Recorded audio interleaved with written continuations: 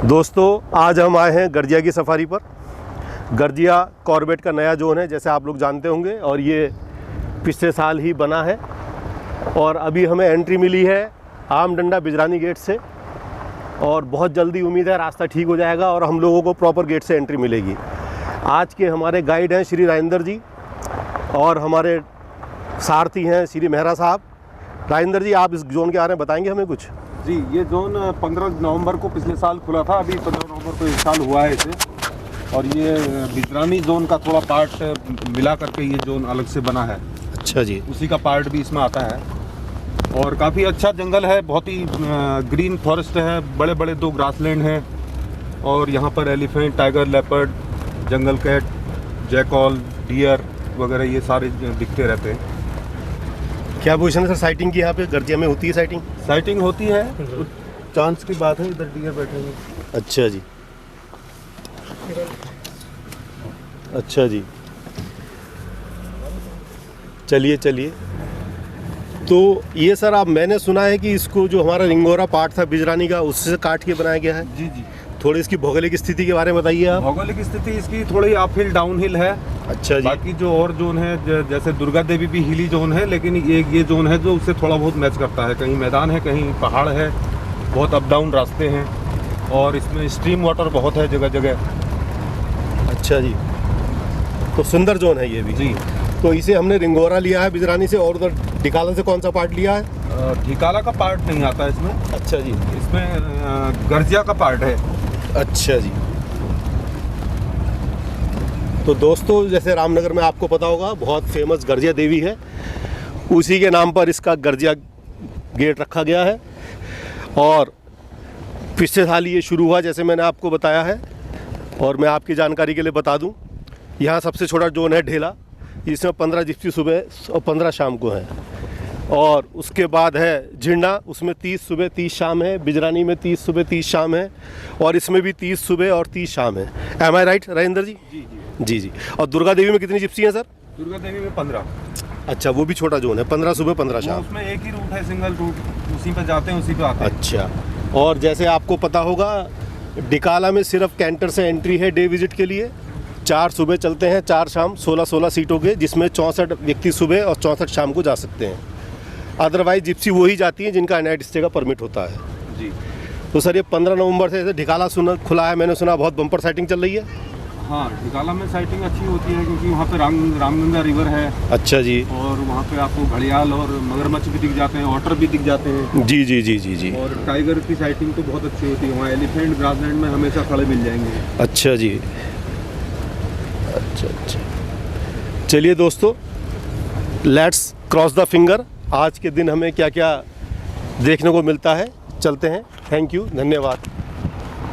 दोस्त हिमांशु बंसल जंगल एक्सप्रेस से, और आज हमारे साथ आए हैं सीनियर माथुर साहब, अनुज माथुर जी, हमारे बड़े भाई, और हिमांशु मेहरा जी।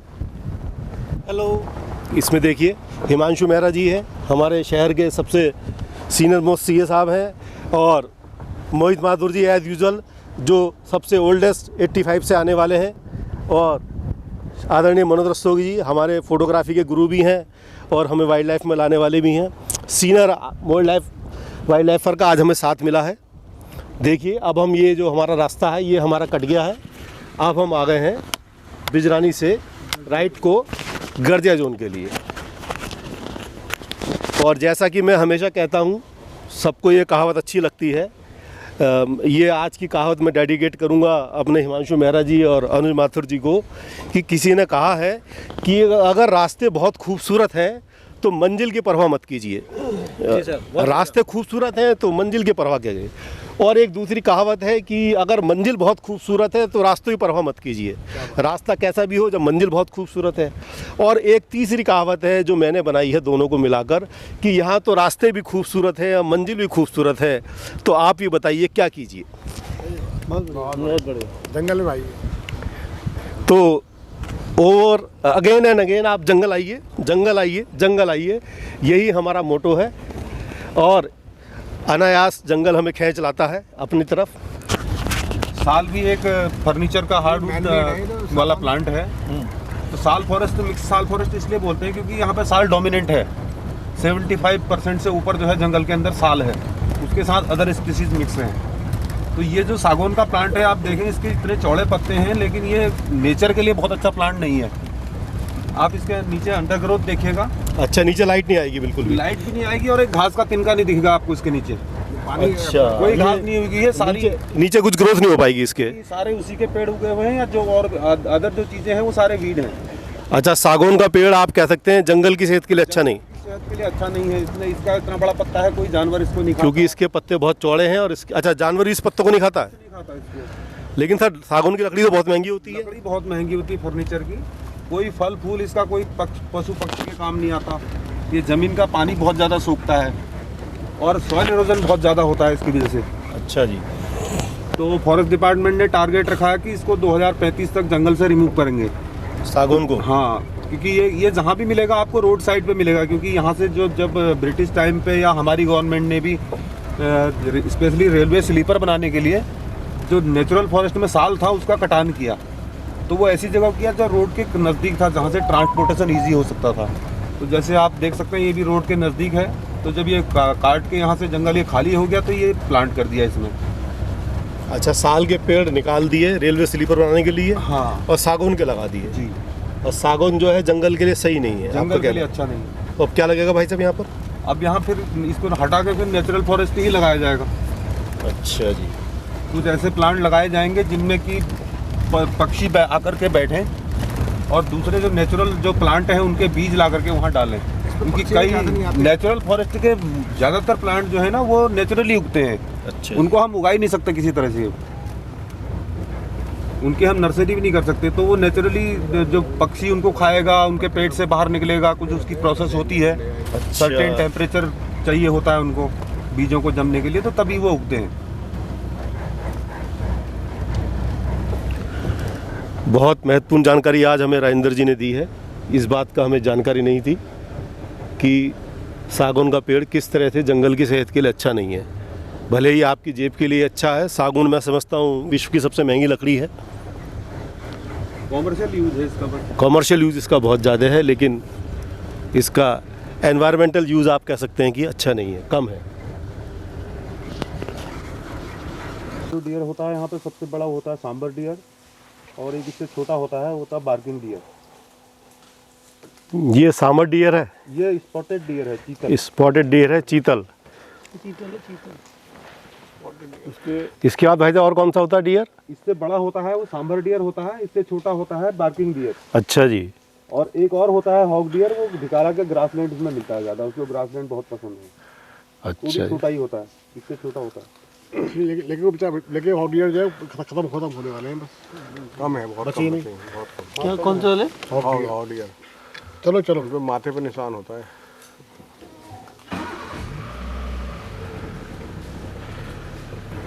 तो इनमें जिनके सींग हैं वो मेल है, और इनके सींगों को बोलते हैं एंटलर। दो प्रकार के सींग वाले जानवर होते हैं ना, एक होते हैं एंटलर, एक होते हैं एंटीलोप। अच्छा जी। तो एंटीलोप के जो सींग होते हैं वो लाइफ टाइम होते हैं, वो जिंदगी भर उनके साथ रहते हैं। इनके सींग हर साल गिरते हैं, हर साल नए आते हैं। अच्छा जी। और ये इनके सींग जो है ये स्किन से जुड़े हुए भी नहीं होते हैं, स्किन से तब तक जुड़े होते हैं जब तक ये ग्रो कर रहे होते हैं। अच्छा। तो जब ये फुली ग्रो हो जाते हैं तो इनके सींग के बाहर से एक वेलवेट टाइप की स्किन की लेयर होती है, जिसको ये पेड़ के तने पर रगड़ के रिमूव कर देते हैं। फिर उसके बाद इनका सींग मतलब स्किन से कांटेक्ट हट जाता है, तो इसलिए जब ये गिरते हैं इनके सींग तो उनमें ब्लीडिंग नहीं होती है। एंटीलोप का अगर सींग गिरेगा टूटेगा तो उसमें ब्लीडिंग होती है। तो ये डिफरेंस। एंटीलोप में क्या आता है? एंटीलोप में यहाँ पर हमारे यहाँ पर नीलगाय है, इंडिया का सबसे बड़ा एंटीलोप है नीलगाय। और थोड़ा उससे कम में जैसे उधर वो ब्लैक बक होता है ना, जी जी, वो एंटीलोप में है। अच्छा, इनके सींग गिरेंगे तो खून निकलेगा। हाँ, और इनके हिरण के गिरेंगे तो नहीं निकलेगा। नहीं निकलेगा, क्योंकि ये इनमें जो है ना, इनमें ब्लड सेल्स नहीं होते हैं। स्पॉटेड डियर के जो हैं, हाँ, इनके जो एंटलर होते हैं, एंटलर में ब्लड सेल्स नहीं होते। जब एक बार फुली ग्रो हो जाते हैं तो उनका स्किन से कांटेक्ट हट गया, जैसे हमारे नाखून। जैसे हमारे नाखून। अच्छा, नेचर में ही खत्म हो जाता है गिर करके। हाँ, इनका जो सींग है ना, उनको एक पॉर्क्यूपाइन होता है जंगल में, सही जिसको बोलते हैं, तो वो इसको खाता है। और कभी कभी ये भी इसको अपने सींगों को चबाते हैं, गिरे हुए सींगों को, क्योंकि इसमें कैल्शियम मिलता है ना इनको।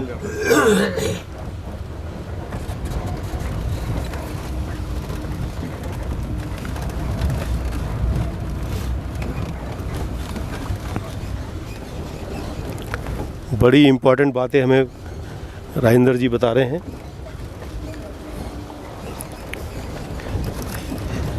और सर ये जो दीपक की बाम्बी होती है इनका क्या रूल होता है? ये दीमक की बाम्बी हैं सारी, यहाँ बहुत सारी आपको दिखेंगी जंगल में जी। और ये एक अच्छे जंगल की पहचान है। एक हेल्दी फॉरेस्ट वो माना जाता है जिसमें ये ज़्यादा दिखेंगे आपको जी। तो दीमक हमारे घरों में तो बड़ा नुकसान करती है, लेकिन जंगल के लिए बहुत इंपॉर्टेंट है, क्योंकि ये नेशनल पार्क है। यहाँ से कोई भी लकड़ी का यूज मतलब बाहर नहीं हो सकता। यहाँ से जो भी लकड़ी यहाँ गिरेगी सूखेगी वो यहीं रहेगी। अच्छा जी।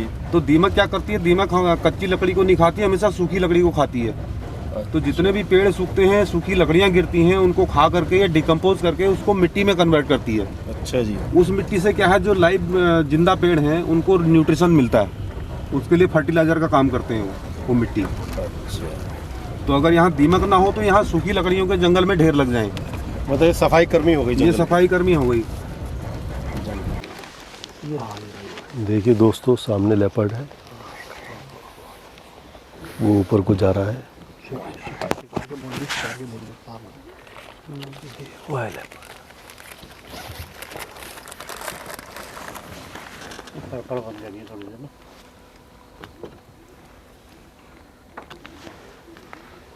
बच्चा है, छोटा है।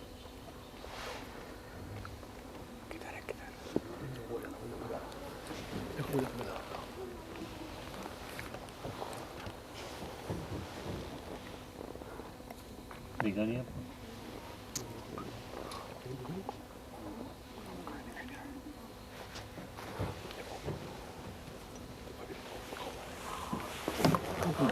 दिख रहा है?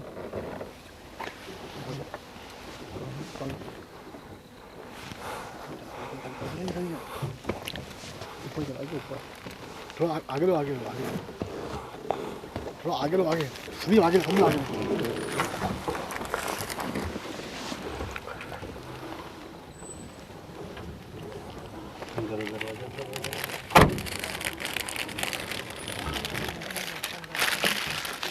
किधर है?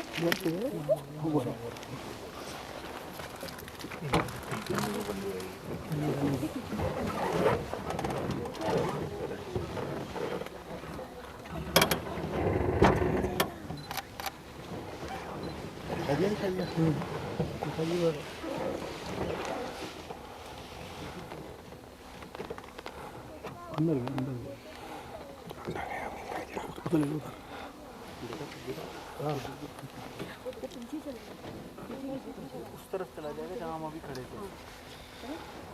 चले, हम नहीं दिखाई दे रहा। दर्शन तो होगा, बहुत से टाइम हो गए। दोस्तों आगे हम जा रहे हैं।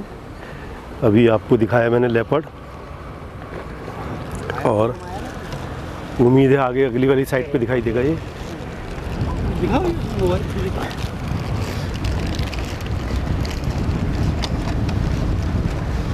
टाइगर देना, लेपर्ड देना मुश्किल है।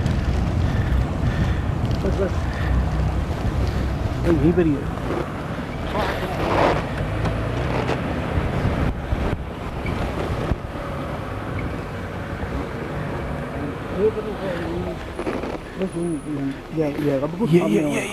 बिल्कुल सामने हमारे।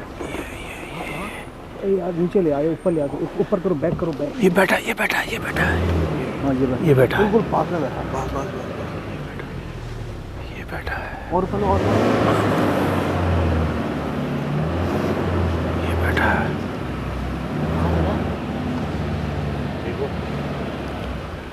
और बैठ लो, और बैठ लो। कहाँ गया? अबे यहीं तो बैठा था।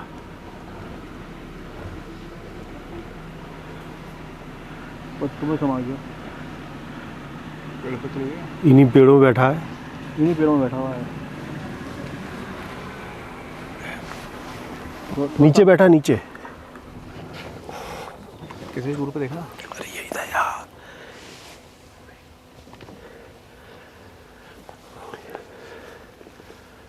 दिख रहा है क्या? अभी तो दिखा था सामने बैठा हुआ, मैंने भाई साहब ने देखा इन्हीं इन्हीं झाड़ियों के बीच में बैठा है। हिला नहीं है, वही बैठा हुआ है अभी। थोड़ा सा आगे करो, थोड़ा सा आगे करो, थोड़ा सा आगे, थोड़ा सा बैठा है। बैठा है कोई।